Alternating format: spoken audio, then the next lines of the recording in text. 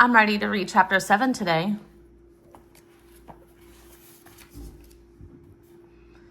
It turned out to be an extraordinary day in almost every possible way.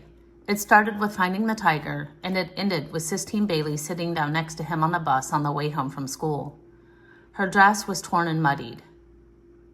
There was a scrape down her right arm, and her hair stuck out in 100 different directions. She sat down in the empty seat beside him and stared at him with her black eyes. "There isn't any place to sit," she said to him. "This is the last empty seat." Rob shrugged. "It's not like I want to sit here," she said.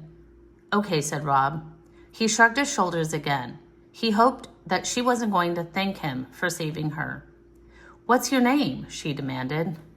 "Rob Horton," he told her. "Well, let me tell you something, Rob Horton. You shouldn't run. That's what they want you to do. Run." Rob stared at her with his mouth open. She stared back. "I hate it here," she said, looking away from him, her voice even deeper than before. "This is a stupid hick town with stupid hick teachers. Nobody in the whole school even knows what the Sistine Chapel is." "I know," said Rob. "I know what the Sistine Chapel is." Immediately, he regretted saying it.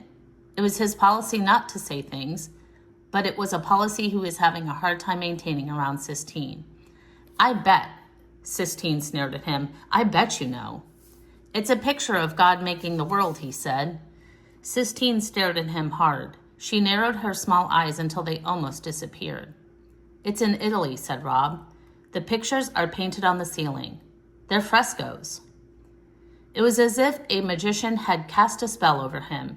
He opened his mouth and the words fell out, one on top of the other, like gold coins. He couldn't stop talking. "I don't got to go to school on account of my legs. I got a note that says so. Mr. Flemmer, he's the principal. He says that the parents are worried that what I got is contagious.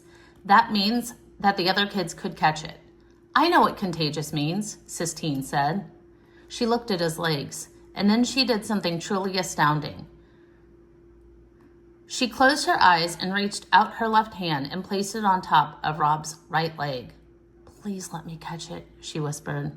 "You won't," said Rob, surprised at her hand, how small it was and how warm. It made him think, for a minute, of his mother's hand, tiny and soft. He stopped at the thought. "It ain't contagious," he told her. "Please let me catch it," Sistine whispered again, ignoring him, keeping her hand on his legs. "Please let me catch it so I won't have to go to school."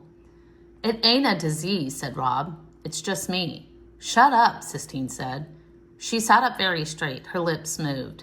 The other kids shouted and screamed and laughed and called to each other, but the two of them sat apart from it all, as if their seat was an island in the sea of sweat and exhaust. Sistine opened her eyes. She took her hand away and rubbed it up and down both of her own legs. "You're crazy," Rob told her. "Where do you live?" Sistine asked, still rubbing her hand over her legs. "In the motel, in the Kentucky Star." "You live in a motel?" she said, looking up at him. "It ain't permanent," he told her. "It's just until we get back on our feet." Sistine stared at him. "I'll bring you your homework," she said. "I'll bring it to you at the motel." "I don't want my homework," he told her. "So?" said Sistine. By then, Norton and Billy Threemonger had spotted them sitting together, and they were moving in.